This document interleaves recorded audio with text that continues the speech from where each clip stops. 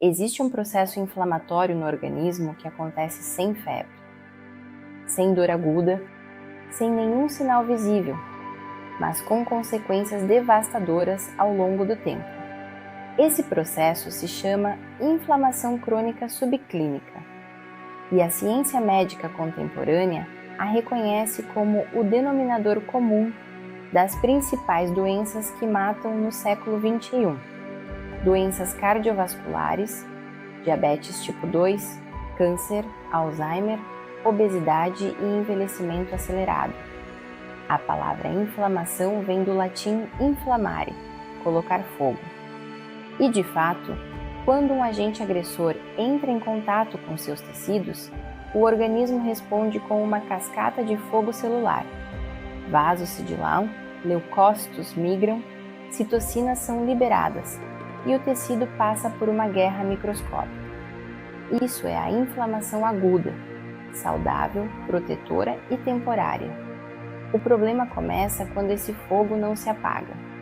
Quando o estímulo agressor persiste, seja uma dieta inadequada, um intestino permeável, obesidade visceral, privação de sono, estresse crônico ou exposição a toxinas, o sistema imune fica em estado de alerta permanente, em modo de combate contínuo, com intensidade baixa, mas implacável.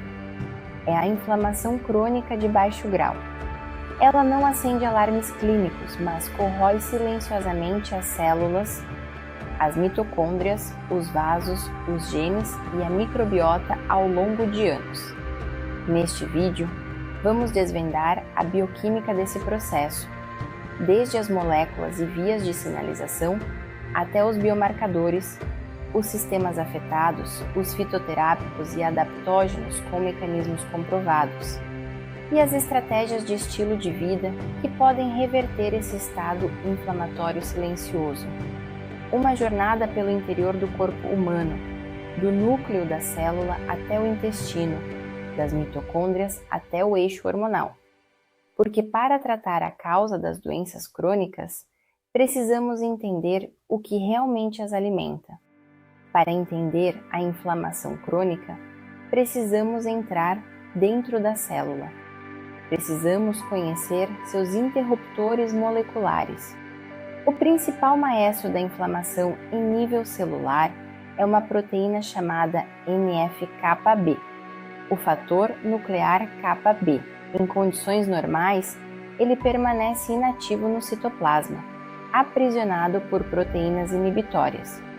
Mas quando o organismo detecta um sinal de perigo, uma bactéria, um vírus, um ácido graxo saturado em excesso ou mesmo fragmentos de células mortas, o NF-κB é liberado, migra para o núcleo e ativa a transcrição de dezenas de genes pró-inflamatórios. O resultado, uma avalanche de citocinas, TNF-alfa, interleucina 6, interleucina 1-beta, que mobilizam o sistema imune. Ao lado do NF-κB, uma segunda via de sinalização amplifica o processo, o STAT3. Ativado principalmente pela interleucina 6, o STAT3 sustenta a sobrevivência de células inflamadas, inibe a morte celular programada e, em contextos crônicos, favorece a carcinogênese. Agora, como esses interruptores são ativados? Um dos principais gatilhos são os receptores Toll-like, especialmente o TLR4. Esses receptores de membrana foram evolutivamente desenvolvidos para reconhecer componentes bacterianos, como o lipopolissacarídeo, tipo o LPS, presente na parede de bactérias gram-negativas. O problema é que o TLR4 também reconhece ácidos graxos saturados em excesso, como o ácido palmítico presente em dietas ricas em gorduras animais. Ao se ligarem ao TLR4, esses gatilhos ativam o NF-κB e disparam a cascata inflamatória. Mas existe ainda um terceiro ator de extraordinária importância, o inflamassoma NLRP3. O inflamassoma NLRP3 é um complexo multiproteico intracelular que funciona como um sensor de ameaças internas. Ele é ativado por sinais de dano celular, chamados DAMPs, ou padrões moleculares associados ao dano, cristais de ácido úrico, colesterol oxidado, DNA mitocondrial liberado, ceramidas.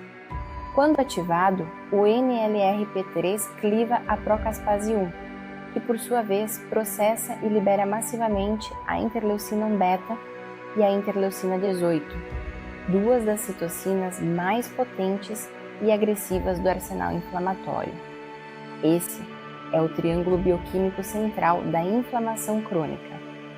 TLR4, ativando NF-κB, NLRP3 liberando interleucina 1-beta e STAT3 sustentando o processo. Três vias que se retroalimentam e se amplificam mutuamente. E é justamente sobre essas três vias que os principais fitoterápicos e adaptógenos conhecidos pela ciência vão atuar, como veremos adiante. Lado a lado com a inflamação crônica, existe um segundo processo que causa destruição celular silenciosa, o estresse oxidativo. Toda célula viva produz radicais livres como subproduto natural do metabolismo energético.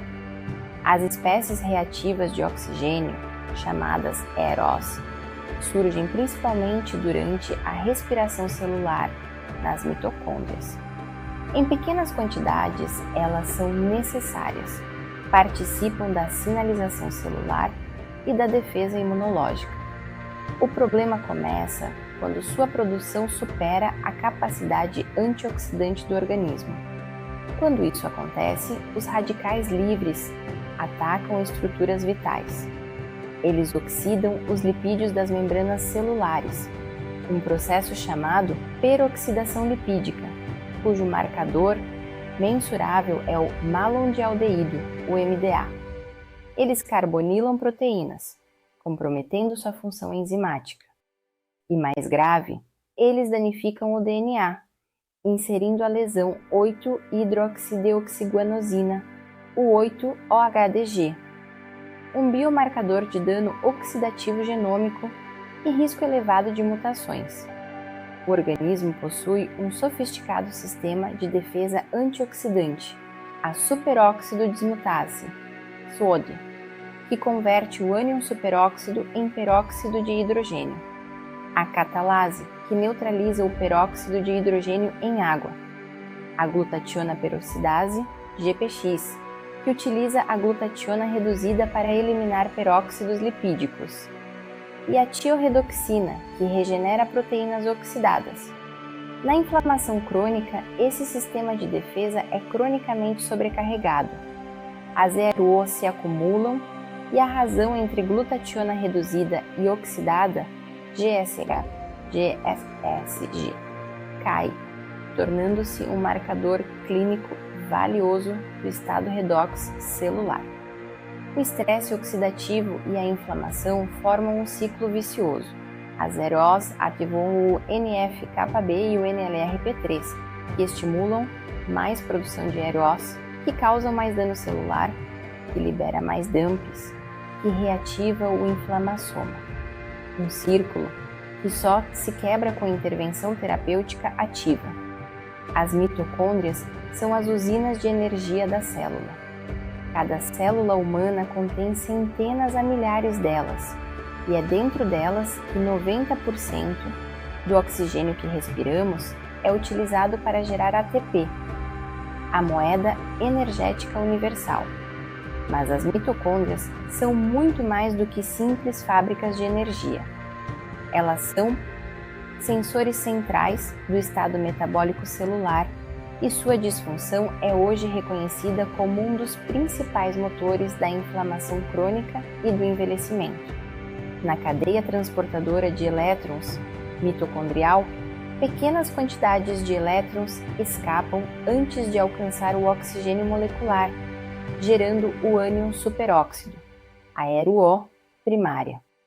Em condições normais, esse vazamento é mínimo e controlado, mas na inflamação crônica, na obesidade, na sobrecarga calórica e na exposição a toxinas, esse vazamento se amplifica dramaticamente, transformando a mitocôndria em uma fonte contínua de estresse oxidativo. Existe ainda um mecanismo particularmente relevante. Quando mitocôndrias danificadas liberam seu próprio DNA, o DNA mitocondrial, para o citoplasma ou para a circulação, esse DNA atua como um dump poderoso, ativando os receptores TLR9 e o inflamassoma NLRP3, fechando mais um circuito de retroalimentação inflamatória. A resposta do organismo a esse estresse é tentar regenerar suas mitocôndrias, um processo chamado biogênese mitocondrial, orquestrado pelo coativador transcricional PGC1-alfa. O PGC1-alfa é considerado um dos mais potentes reguladores anti-inflamatórios naturais do organismo. Ele não apenas regenera mitocôndrias danificadas, como também inibe diretamente o NF-κB. E o exercício físico regular é o estímulo mais poderoso para ativar o PGC1-alfa. Por fim, em situações de dano oxidativo severo, células podem sofrer ferroptose, uma forma de morte celular dependente de ferro e da peroxidação lipídica, liberando mais dumps e perpetuando o ciclo inflamatório. Cuidar das mitocôndrias é, portanto, cuidar da raiz da inflamação. As citocinas são os mensageiros químicos do sistema imune. São proteínas pequenas, altamente potentes, que permitem que as células se comuniquem, se coordenem e se modifiquem mutuamente durante uma resposta inflamatória. Na inflamação crônica subclínica, o equilíbrio entre citocinas pró-inflamatórias e anti-inflamatórias é deslocado de forma persistente. Do lado pró-inflamatório, o fator de necrose tumoral alfa, TNF-alfa, é produzido principalmente por macrófagos e adipócitos hipertrofiados. Ele interfere diretamente na sinalização da insulina, promove a apoptose e amplifica a ativação do NF-κB.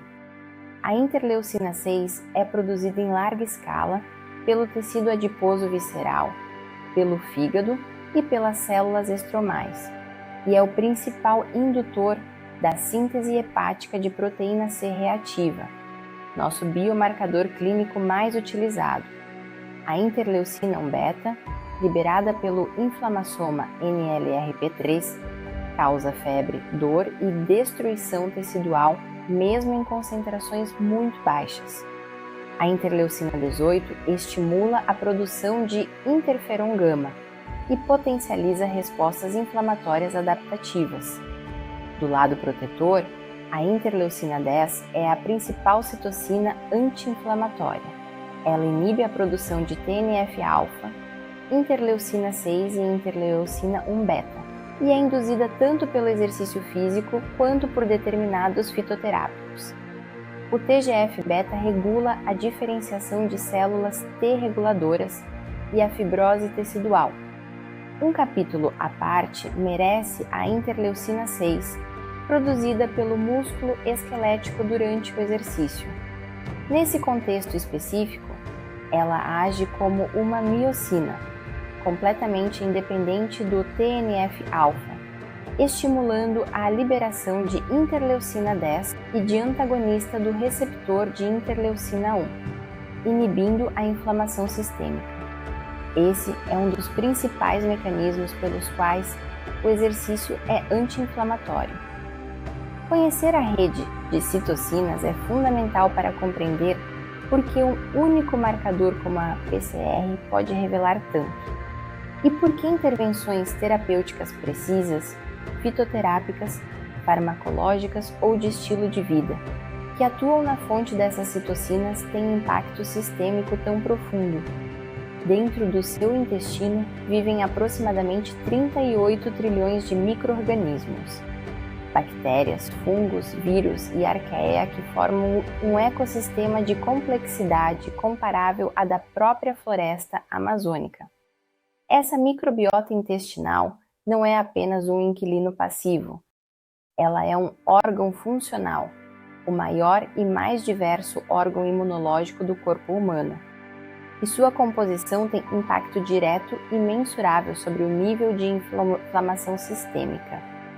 Quando a microbiota perde sua diversidade e equilíbrio, um estado chamado disbiose, as bactérias gram-negativas produtoras de lipopolissacarídeo, o LPS, proliferam.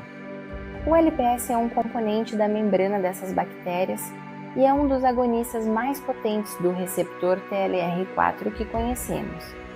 Em condições normais, a barreira intestinal, formada por células epiteliais unidas por proteínas de junção como claudinas, ocludinas e zonulina, impede que o LPS entre na circulação sanguínea. Mas quando essa barreira se torna permeável, o chamado intestino permeável, ou leaky gut, o LPS transborda para o sangue. Esse processo é chamado de endotoxemia metabólica.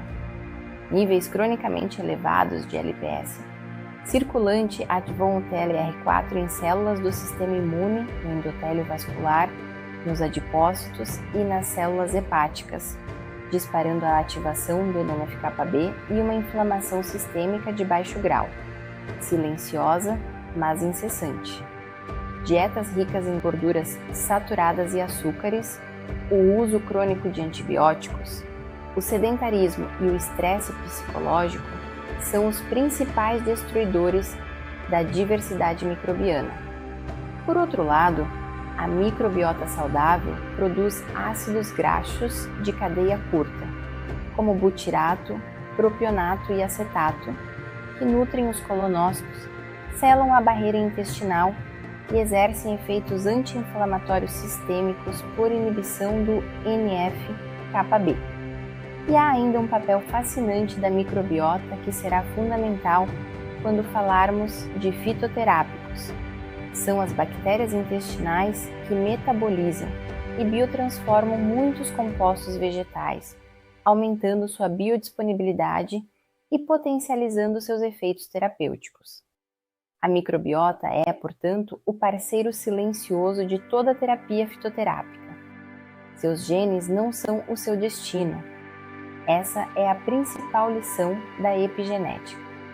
A epigenética estuda como o ambiente, a dieta, o estresse e o estilo de vida modificam a expressão dos genes, sem alterar a sequência do DNA. E na inflamação crônica, essas modificações epigenéticas são profundas e, em muitos casos, herdáveis. O principal mecanismo epigenético é a metilação do DNA, a adição de grupos metil, CH3, em posições específicas da molécula de DNA, silenciando ou ativando genes. Esse processo depende de um cofator essencial, o SAM, ou S-adenosilmetionina, produzido no ciclo da metionina a partir de aminoácidos como metionina e cofatores como folato, vitamina B12 e vitamina B6. Uma mutação comum no gene MTHFR, especialmente o polimorfismo C797, compromete a enzima metilenotetrahidrofolato redutase, reduzindo a disponibilidade de folato ativo para o ciclo da metionina. O resultado é hiperhomocisteinemia, acúmulo de homocisteína, uma molécula pró-inflamatória que danifica o endotélio vascular e eleva o risco cardiovascular. Outros polimorfismos clinicamente relevantes incluem o TNF-alfa-300 e 8G-A, que aumenta a produção basal de TNF-alfa, e o IL-6-174G-C, associado a maior liberação de interleucina 6 em resposta a estressores. Estimular ativamente a resolução da inflamação com ômega 3 e seus mediadores derivados. E sustentar o processo com os pilares insubstituíveis do estilo de vida. A medicina do futuro, que já é a medicina do presente, não espera o infarto, o tumor ou o diagnóstico de diabetes para agir. Ela rastreia a inflamação antes que ela crie doença. Ela intervém nas vias moleculares antes que elas causem dano irreversível. Ela trata o estado que cria as doenças, não apenas as doenças que ele cria. E para isso, o médico precisa conhecer a bioquímica do inimigo silencioso, porque só se combate o que se conhece. Perfis alterados de mRNAs circulantes já são estudados como biomarcadores de inflamação crônica e câncer. E há ainda o conceito de inflammaging, a inflammaging, que descreve o estado inflamatório progressivo que acompanha o envelhecimento. E para ouvi-la, precisamos de biomarcadores, marcadores biológicos mensuráveis que traduzem o estado inflamatório em números interpretáveis. O biomarcador mais amplamente utilizado na prática clínica é a proteína C reativa ultrassensível, HSCRP. Sintetizada pelo fígado em resposta à interleucina 6, ela é o preditor mais robusto de eventos cardiovasculares futuros. Valores abaixo de 1 mg por litro indicam baixo risco. Entre 1 e 3, risco intermediário. Acima de 3, alto risco de eventos cardíacos. Entre os biomarcadores pró-inflamatórios avançados, destacam-se melanina, o TNF-alfa e a interleucina 6 como medidas diretas de atividade inflamatória. A interleucina 1-beta como marcador de ativação do inflamassoma NLRP3. A interleucina 18, fortemente associada à síndrome metabólica. A proteína amiloide sérica A, CAA, como marcador de fase aguda mais sensível que a PCR. O fibrinogênio, como marcador de risco trombótico. E a lipoproteína A, PA, associada à inflamação da parede arterial e ao risco de aterosclerose precoce. Do lado anti-inflamatório, a adiponectina é um biomarcador invertido. Quanto mais baixa, maior o estado inflamatório e o risco metabólico. Para o estresse oxidativo, medimos o malondialdeído, MDA, como marcador de peroxidação lipídica, o 8, ou HDG, como marcador de dano oxidativo ao DNA, e a razão GSH-GSTN como indicador do estado redox celular. O ROMA-IR, índice de resistência à insulina calculado a partir de glicemia e insulina em jejum, é um proxy indireto e acessível do estado inflamatório metabólico. Biomarcadores epigenéticos emergentes incluem o nível global de metilação do DNA e perfis de mRNA circulantes, ainda em fase de padronização para a prática clínica. O método padrão ouro para a dosagem de citocinas é o ELISA, Semi-Linked Immunosorbent Assay, que permite quantificação de proteínas em concentrações da ordem de picogramas por mililitro. Monitorar esses biomarcadores, periodicamente, é monitorar a silenciosa guerra celular que pode estar acontecendo sem nenhum sintoma evidente. A medicina baseada em plantas é tão antiga quanto a humanidade. Mas hoje, pela primeira vez na história, temos as ferramentas moleculares para compreender com precisão por que certas plantas funcionam, quais vias bloqueiam, quais enzimas inibem, quais genes modulam. E o que a ciência nos revela é extraordinário. Começamos com a cúrcuma longa. Seu princípio ativo, a curcumina, é um polifenol capaz de inibir diretamente o NF-κB, reduzindo a produção de TNF-alfa e interleucina 6. Simultaneamente, a curcumina induz enzimas antioxidantes, a superóxido dismutase e a catalase, restaurando o equilíbrio redox celular. Seus efeitos são documentados em artrite reumatoide, diabetes tipo 2 e processos neuroinflamatórios. O gengibre, Zingiber officinale, contém gingerol e 6-chogaol, compostos que inibem as ciclooxigenases 1 e 2, COX-1 e COX-2, e a lipoxigenase LOX. Ao bloquear essas enzimas, o gengibre reduz a síntese de prostaglandinas e leucotrienos, mediadores lipídicos centrais da inflamação. Tem aplicação documentada em dores crônicas, inflamações respiratórias e distúrbios gastrointestinais. A romã punica-granato é rica em ácido elágico e flavonoides que inibem a peroxidação lipídica e o NF-κB, demonstrando eficácia particular em inflamações intestinais como a colite ulcerativa. A garra do diabo, Arpagophytum procumbens, contém arpagosídeo, um iridóide glicosídeo que inibe tanto a COX quanto a LOX, com efeito analgésico e anti-inflamatório comprovado em osteoartrite, gota e lombalgias.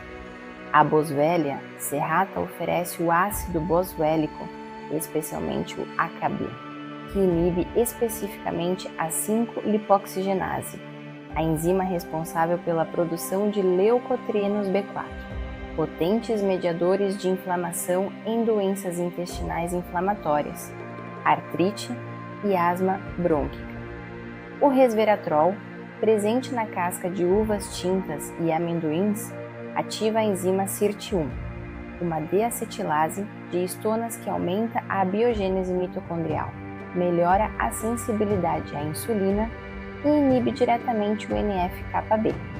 Simultaneamente, o resveratrol reduz a quimiotaxia de leucócitos para os tecidos inflamados. A quercetina, flavonoide presente em cebolas, maçãs e alcaparras, inibe o NF-κB e o inflamassoma NERP3, estabiliza mastócitos e exerce efeito sinérgico quando combinada ao resveratrol. Juntas, essas duas moléculas representam uma das combinações fitoterápicas mais estudadas para inflamação crônica e longevidade. A berberina, alcaloide presente em plantas como Berberis vulgaris, atua por um mecanismo particularmente elegante. Ela ativa a AMPK, a quinase ativada por AMP, mimetizando o efeito metabólico do exercício físico. Ao ativar a AMPK, a berberina melhora dramaticamente a sensibilidade à insulina. Adicionalmente, ela modula a microbiota intestinal, reduzindo populações de bactérias gram-negativas produtoras de LPS, interrompendo um dos principais gatilhos da endotoxemia metabólica. Nenhuma outra planta atua simultaneamente no eixo insulínico e na microbiota com a especificidade da berberina. Os adaptógenos são uma categoria especial de plantas medicinais com uma característica única. Eles ajudam o organismo a se adaptar ao estresse, seja físico, psicológico ou ambiental, sem causar dependência ou supressão da resposta imune. Seu principal alvo farmacológico é o eixo hipotálamo-hipófise-adrenal, o eixo HPA, e em particular a regulação do cortisol.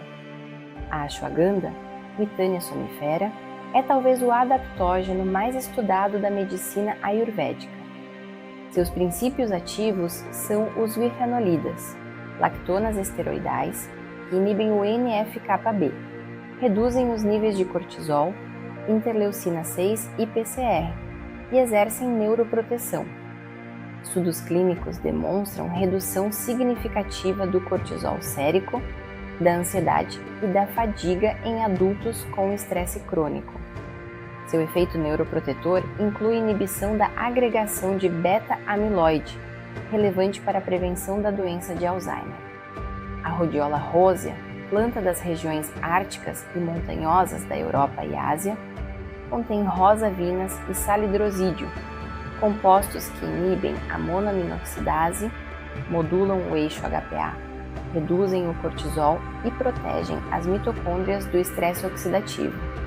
Sua ação sobre a fadiga mental e física é documentada em estudos com médicos, estudantes e atletas. É um adaptógeno de escolha quando o esgotamento cognitivo é o sintoma dominante. O alho, Allium sativum, merece destaque pelo seu princípio ativo alicina, que inibe o NF-κB, reduz a síntese de tromboxano A2, com efeito antiagregante plaquetário, e modula a microbiota intestinal, exercendo ação antibacteriana seletiva. Seus efeitos cardiovasculares e metabólicos são amplamente documentados. O salgueiro branco, Salix alba, contém salicina, que no organismo é convertida em ácido salicílico, o precursor natural da aspirina. Por inibir a COX-2, ele exerce efeito anti-inflamatório, antitérmico e analgésico comparável aos anti-inflamatórios não esteroidais, com menor agressividade gástrica. A unha de gato, Uncaria tomentosa, apresenta alcaloides oxindólicos e flavonoides que reduzem EROS e estimulam a imunidade inata, com indicação em artrite e inflamações crônicas sistêmicas. O Acanthopanax senticosus, ginseng siberiano, inibe INOS COX-2 e NKB, sendo utilizado como adaptógeno anti-inflamatório em situações de estresse físico intenso.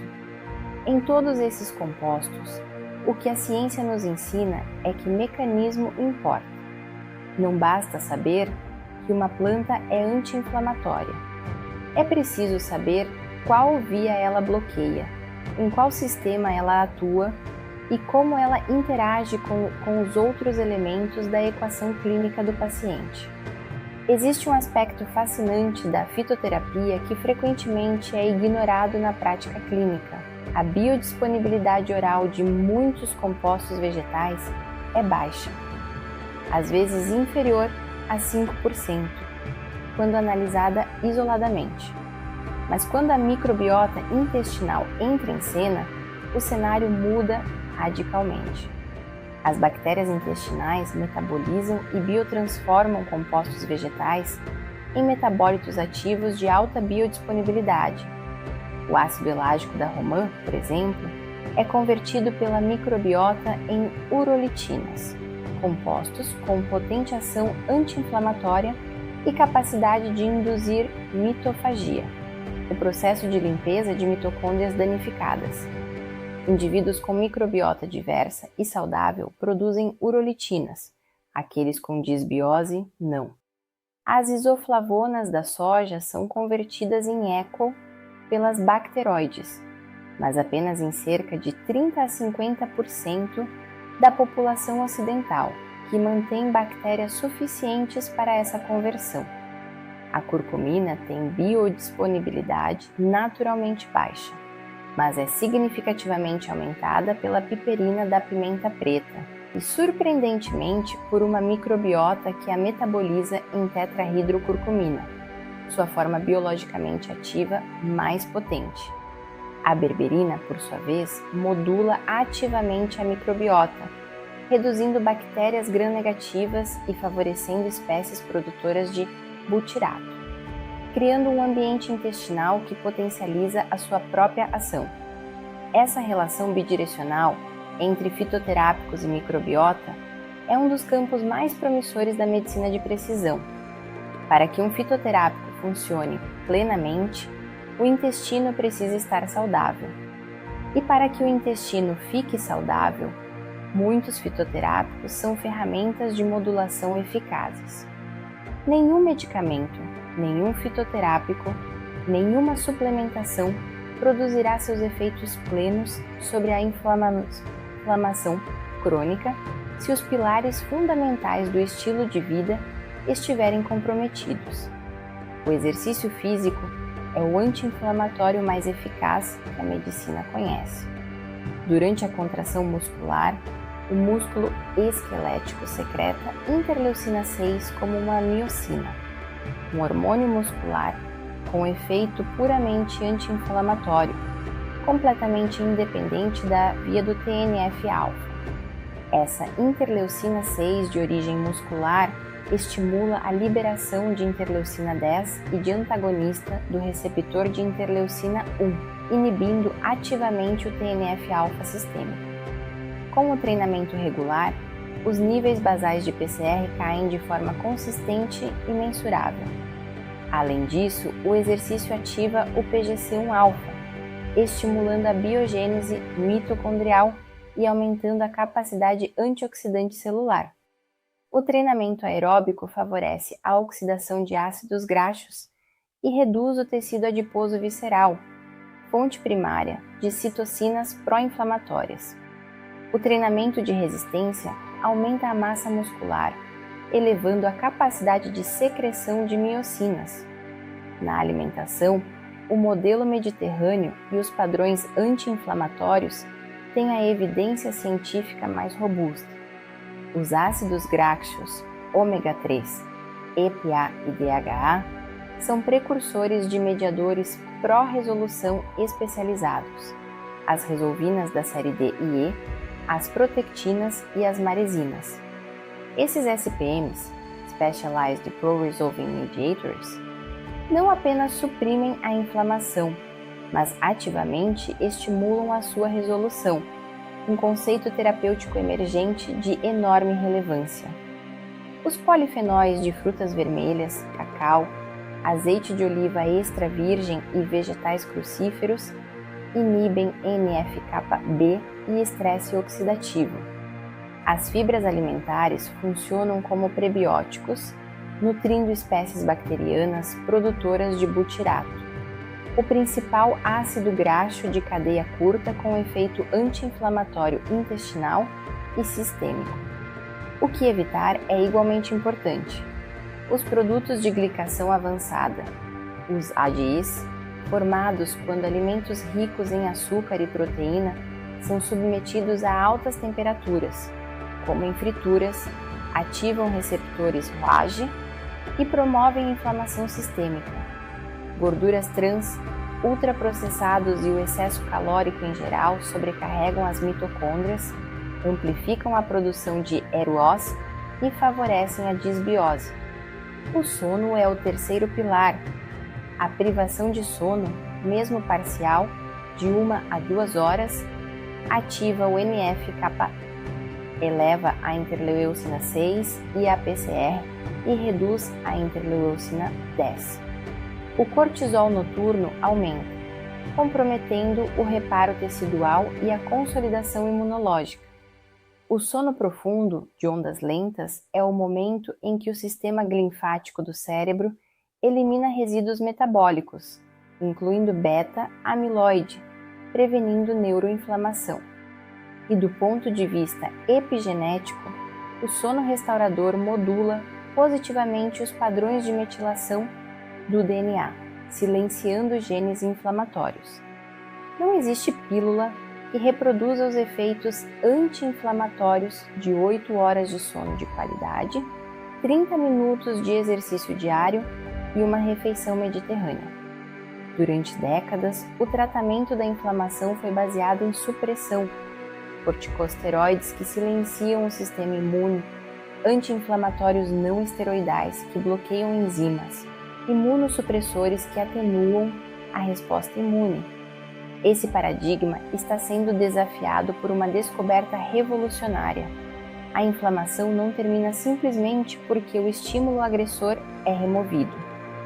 Ela precisa ser ativamente resolvida por uma família de moléculas específicas chamadas mediadores pró-resolução especializados, ou SPMs. Os SPMs são sintetizados a partir dos ácidos graxos ômega 3, EPA e DHA. As resolvinas da série D derivam do DHA com a ação da aspirina acetilada COX-2. As resolvinas da série E derivam do EPA. As protectinas e neuroprotectinas derivam do DHA e exercem neuroproteção específica. As maresinas, sintetizadas pelos macrófagos, induzem a polarização de macrófagos M1 pró-inflamatórios para o fenótipo M2 resolutivo. e estimulam a fagocitose de debris celulares. Em conjunto, os SPMs não apenas apagam o fogo, eles fazem a limpeza do campo de batalha, removendo células mortas, restaurando a integridade tecidual e reprogramando o sistema imune de volta ao estado de vigilância calma. Pacientes com doenças inflamatórias crônicas apresentam consistentemente deficiência na produção de SPMs. Não por falta de ômega 3, mas frequentemente por deficiência enzimática na via de conversão. Esse é o novo horizonte da medicina anti-inflamatória. Não apenas suprimir, mas resolver. Não apenas apagar o fogo, mas restaurar o tecido. O ômega 3 em doses adequadas, EPA e DHA combinados, é atualmente a estratégia mais fundamentada para aumentar a produção de SPMs. A medicina do século XXI não trata mais apenas os sintomas da inflamação. Ela trata a falha no programa de resolução. Chegamos ao fim desta jornada pelo interior do corpo humano, da molécula ao organismo, do gene ao comportamento. A inflamação crônica subclínica não é uma doença isolada. Ela é o estado biológico subjacente a praticamente todas as doenças crônicas modernas. Uma condição que começa no núcleo das células, com a ativação silenciosa do NF-κB, e que, ao longo de anos, compromete mitocôndrias, epigenoma, microbiota, eixo hormonal, endotélio vascular e sistema nervoso central. Seu diagnóstico requer biomarcadores específicos, PCR ultrassensível, interleucina 6, TNF-alfa, adiponectina, OMA-IR, marcadores de estresse oxidativo e, futuramente, perfis epigenéticos. Seu tratamento exige uma abordagem integrativa e mecanicisticamente fundamentada, identificar e remover os gatilhos, desbiose, sedentarismo, dieta pró-inflamatória, privação de sono, estresse crônico. Modular as vias centrais com fitoterápicos e adaptógenos, cujos mecanismos bioquímicos são conhecidos com precisão. Estimular ativamente a resolução da inflamação com ômega 3 e seus mediadores derivados. E sustentar o processo com os pilares insubstituíveis do estilo de vida. A medicina do futuro, que já é a medicina do presente, não espera o infarto, o tumor ou o diagnóstico de diabetes para agir. Ela rastreia a inflamação antes que ela crie doença. Ela intervém nas vias moleculares antes que elas causem dano irreversível. Ela trata o estado que cria as doenças, não apenas as doenças que ele cria. E para isso, o médico precisa conhecer a bioquímica do inimigo silencioso, porque só se combate o que se conhece.